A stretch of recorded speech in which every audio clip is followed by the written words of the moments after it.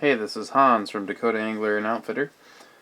Today we're going to tie a version of probably the most popular bonefish fly in the world.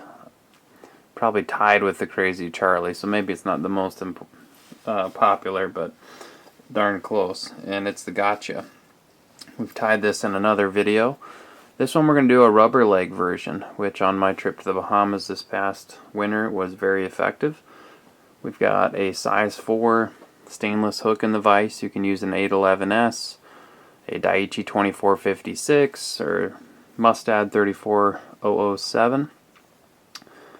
And what I'm going to do first is I'm just going to put a little bead of Zap-A-Gap on the hook. Then I'm going to wrap my pink thread, my gotcha pink thread, over that Zap-A-Gap. That just really helps it adhere to that slippery surface of the stainless steel. Wrap back up to the front of the hook, about 2/3 of the way to the eye. We're going to take some bead chain, tie that in, figure 8.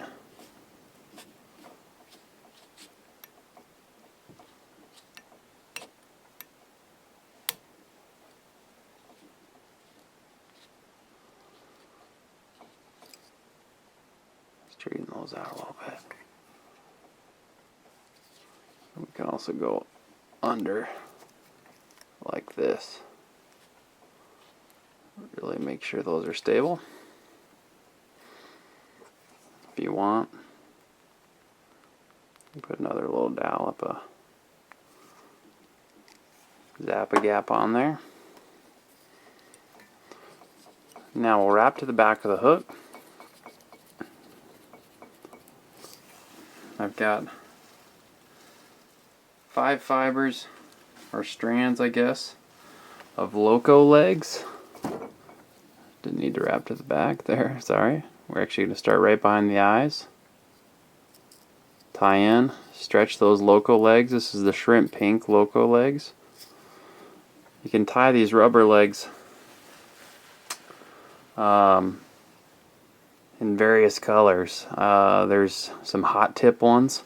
Sometimes the more neutral ones that weren't real flashy worked better for me on my trip. So there's the legs. I trimmed them so they're about 1.5 inches long off the back of the hook. And then we're going to take a little bit of braid. This is pearl braid. Get a real clean cut there. Just also tie that in right behind the eye of the hook, or the eyes on the hook.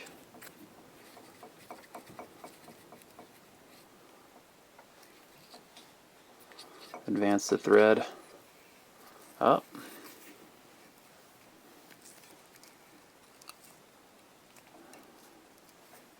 Now we'll wrap our braid for our body.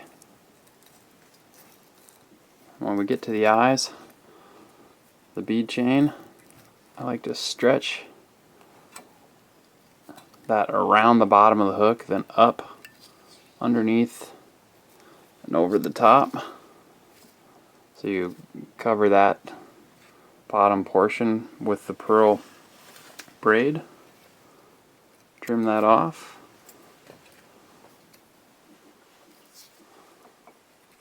Now we'll invert the vise.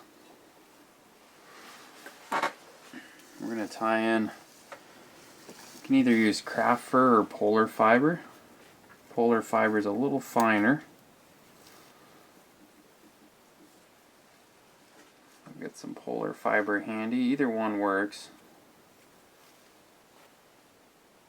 What we're going to do is get a clump. You can leave this surprisingly long. It doesn't have to be a really thick clump. Now there's kind of a natural taper to this. It's a little thicker in the base of the fibers. then it gets tapered out and skinny. Set that on top of the hook, catch that with a loose wrap, and then apply some pressure, cover up the craft fur polar fiber. Make sure that's kind of centered on the top of the hook. And the last thing we'll do is get a little crystal flash. And use Bonefish tan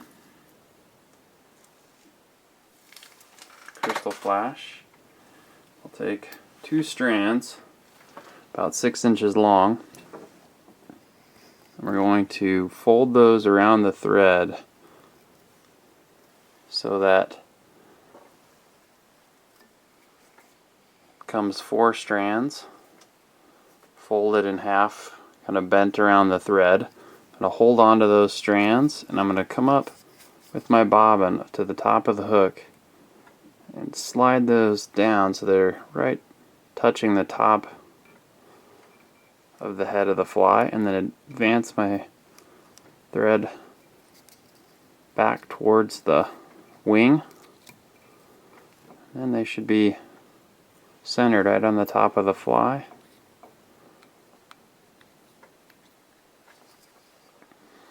And then we can whip finish.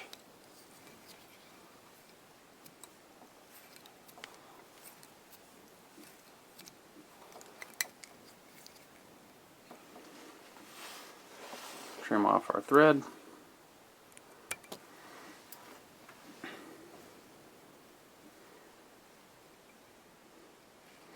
And there we have a finished rubber leg gotcha. You can tie those if you want a little more flash. Tie the same thing with the hot tipped silly legs. Tie them in so part of the pearl part shows, and then you get these little hot orange tips. They seem to work fairly well, but a lot of the fish that I fished for seem to prefer a little more neutral color, like that shrimp pink loco leg. One thing you should do is put some sort of head cement on or super glue. It's a little Zap-A-Gap.